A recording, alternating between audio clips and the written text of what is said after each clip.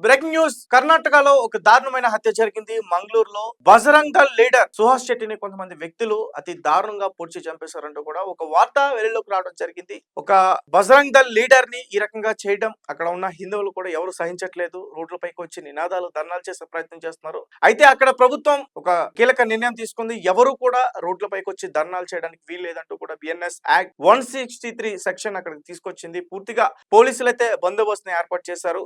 Suhas Shetty Bajrang Dal leader, ఇతన్ని చంపింది ఎవరు, ఎందుకు అతన్ని కావాలనే పొడిచి పొడిచి అతి దారుణంగా చంపేసి దాని తర్వాత ఒక పోస్ట్ ద్వారా నెక్స్ట్ ఇంకొకరిని వేసేయబోతున్నా అంటూ కూడా సోషల్ మీడియాలో ఒక పోస్ట్ పెట్టారు. ప్రస్తుతం పోలీసులు పూర్తిగా ఇన్వెస్టిగేషన్ చేస్తున్నారు.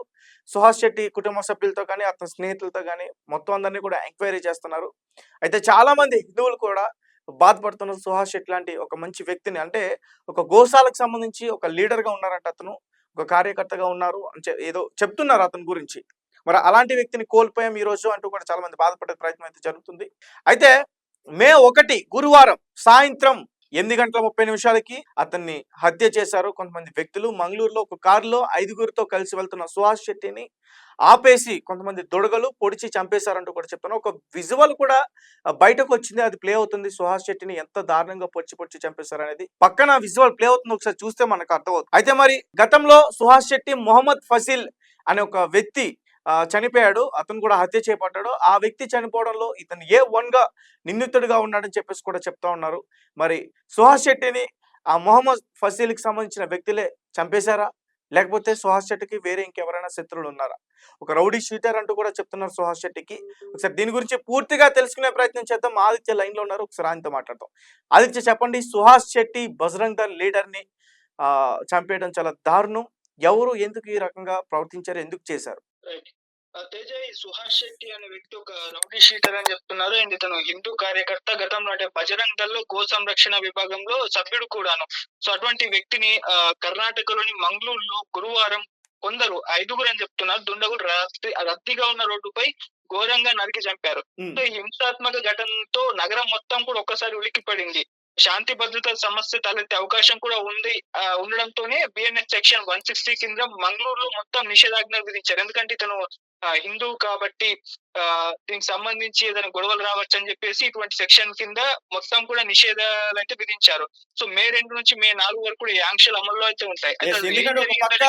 పాకిస్తాన్ కి ఇండియాకి ఒక యుద్ధం అయితే జరగబోతుంది, మనందరికీ తెలుసు. పాకిస్తాన్ ఇస్లాం దేశంగా మనకి అందరికీ తెలుసు. అండ్ ఇక్కడ కూడా చాలా మంది ముస్లిమ్స్ ఉన్నారు. కొంతమంది ఇక్కడ పాకిస్తాన్ జిందాబాద్ అంటూ కూడా నినాదాలు చేస్తున్నారు. రీసెంట్ గానే కర్ణాటకలో ఒక వ్యక్తిని కొంతమంది వ్యక్తులు, మన ఇండియన్స్ కొంతమంది కొట్టి చంపేశారు. పాకిస్తాన్ జిందాబాద్ అంటే అంటే ఒక రకంగా అంటే రెండు మతాల మధ్య అయినా పెద్ద ఘర్షణ వాతావరణం ఏర్పడి ఉంటుందని చెప్పేసి సెక్షన్ తీసుకొచ్చారు అనుకోవచ్చు. ఆదిత్య, అంటే ఇది దానికి దీనికి రిలేటెడ్ కాదు, కాకపోతే ఇక్కడ పాత గొడవలు, అంటే ఇతను ఒక రౌడీ షీటర్ కాబట్టి ఎన్నో డీలింగ్స్ చేస్తూ ఉంటాడు, ఎంతమందిని బెదిరిస్తూ ఉంటాడు. సో ఆ డీలింగ్స్ వీటి వల్ల కొంతమంది శత్రువులు ఏర్పడుతూ ఉంటారు. సో ఆ గొడవల కారణంగా శత్రువులు వీళ్ళని చంపడానికి ప్రయత్నాలు చేస్తూ ఉంటారు కాబట్టి ఆ ప్రయత్నంలో భాగంగా ఇతన్ని చంపారని చెప్తున్నారు. ఎందుకంటే ఇతని మీద గతంలో కూడా దాడులు జరిగాయి, కాకపోతే అప్పుడు ఎస్కేప్ అయ్యారు. కాకపోతే ఇప్పుడు అవ్వలేదు, అందుకే అతను ఈ విధంగా చనిపోవడం జరిగింది.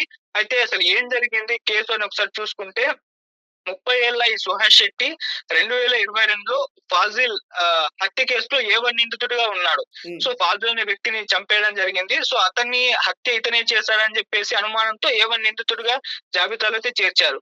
బీజేపీ కార్యకర్త ప్రవీణ్ నెట్టారు హత్యకు ప్రతీకారంగా సురత్కల్ కు చెందిన ఈ ఫజిల్ ని సుహాస్ హత్య చేశాడని చెప్పేసి ఆరోపణలు ఉన్నాయి. దీంతో ఇతనికి పార్టీ లీడర్ ని చంపినందుకు ఇతను హత్య చేయించాడు అనేది ఒక ఆరోపణ. మొహమ్మద్ ఫజీల్ ఆ హత్యలో ఒక వ్యక్తి అనేది ఒక ఆరోపణ. అందుకే మొహమ్మద్ ఫజీల్ సంబంధించిన వ్యక్తులు ఫజిల్ కు సంబంధించిన వ్యక్తులు కానివ్వండి, లేకుంటే వాళ్ళు ఎవరైనా కానివ్వండి, సుహాస్ ను అంతం చేయాలని చెప్పేసి చాన్నాళ్ళుగా ప్రయత్నాలు అయితే చేస్తున్నట్టు సమాచారం. గతంలోనూ జబ్బేలో జరిగిన దాడిలో త్రుటిలో ప్రాణాపాయం నుంచి బయటపడ్డాడు ఈ సుహాస్. అండ్ ఈసారి మాత్రం తప్పించుకోలేకపోయాడు. నగరంలోని వాజ్పేయి కిన్ని పడుపు సమీపంలో 5గురు వ్యక్తులు కలిసి ఇతన్ని చంపేయడం జరిగింది. ఆ దృశ్యాలు కూడా CCTVలో రికార్డ్ అయిపోయాయి. అయితే ఇంకోటి ఇంట్రెస్టింగ్ విషయం ఏంటంటే, ఈ సుహాస్ హత్య జరిగిన తర్వాత కొన్ని నిమిషాల్లోనే ఒక ఇన్స్టాగ్రామ్ పేజ్ లో ట్రోల్ మాయా దీకా అనే ఒక ఇన్స్టాగ్రామ్ పేజ్ లో ఫినిష్ అనే ఒక పోస్ట్ తో పాటు హత్య వీడియోని కూడా హంతకులైతే షేర్ చేశారు. అండ్ వాళ్ళు ఇంకో పోస్ట్ కూడా పెట్టారు. నెక్స్ట్ వికెట్ కూడా త్వరలోనే పడబోతుంది అంటూ పోస్ట్ చేయడంతో ఒక్కసారిగా ఉద్రిక్త వాతావరణం నెలకొంది. అంటే ఈ ఇన్‌స్టాగ్రామ్ అకౌంట్ ఎవరిది? అసలు వీళ్ళు ఎందుకు పెట్టారు? క్లియర్ గా వాళ్ళు చంపింది చెప్పాలనుకున్నారు. ఫినిష్ అని చెప్పేసి పెట్టారు. అండ్ ఇంకొక నెక్స్ట్ వికెట్ కూడా పడబోతుందని చెప్పేసి ఒక హింట్ ఇవ్వడం జరిగింది. సో ఇప్పుడు ఈ ట్రోల్ మాయాదీక అనే పేజ్ ఎవరిది? ఈ హంతకులు వీళ్ళేనా? ఈ హ్యాండిలర్స్ అని చెప్పేసి ఆ దిశగా అయితే ఎంక్వైరీ అయితే జరుగుతోంది. రైట్, థ్యాంక్ యూ ఆది. Thank you. Bajrang Dal leader మరి సుహాస్ శెట్టిని ఎవరు చంపారు? అయితే కొన్ని ఆరోపణలు అయితే బయటకు వినిపిస్తున్నాయి. గతంలో మొహమ్మద్ ఫజిల్ అనే వ్యక్తి హత్య చేపట్టాడు. దానికి ప్రధాన నిందితుడిగా A1 గా సుహాస్ శెట్టి ఉన్నారు. కాబట్టి వాళ్ళే ప్రతీకారం తీర్చుకున్నారా, పగ తీర్చుకున్నారనే ఆ కోణంలో కూడా పోలీసులు దర్యాప్తు చేస్తున్నారు. అలాగే రీసెంట్ గా కర్ణాటకలో ముస్లిం వ్యక్తిని అతి దారుణంగా కొంతమంది వ్యక్తులు చంపేశారు. ఎందుకంటే పాకిస్తాన్ జిందాబాద్ అంటూ కూడా అతను నినాదాలు చేయడం జరిగింది.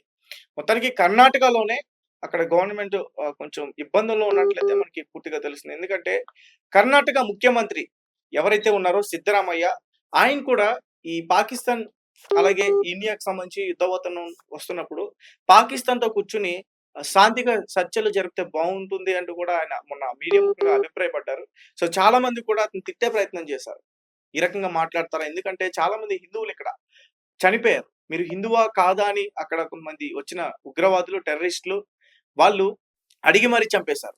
అయితే దాని తర్వాత ఈయన ఈ రకంగా మాట్లాడటం, తర్వాత అక్కడే ఆయనున్న స్టేట్ లోనే ఒక హత్య జరగడం, తర్వాత మళ్ళీ ఇప్పుడు ఒక బజరంగ్ దళ్ లీడర్, ఒక హిందుత్వవాది అతను దారుణ హత్యకి గురవ్వడం, ఇదంతా కూడా ఇక్కడ దారుణమైన వాతావరణాలు క్రియేట్ అయ్యే అవకాశం ఉందని నాకైతే క్లియర్ గా కనిపిస్తుంది. ఏదైనప్పటికీ అక్కడైతే బిఎన్ఎస్ యాక్ట్ 163 సెక్షన్ అయితే తీసుకురావడం జరిగింది.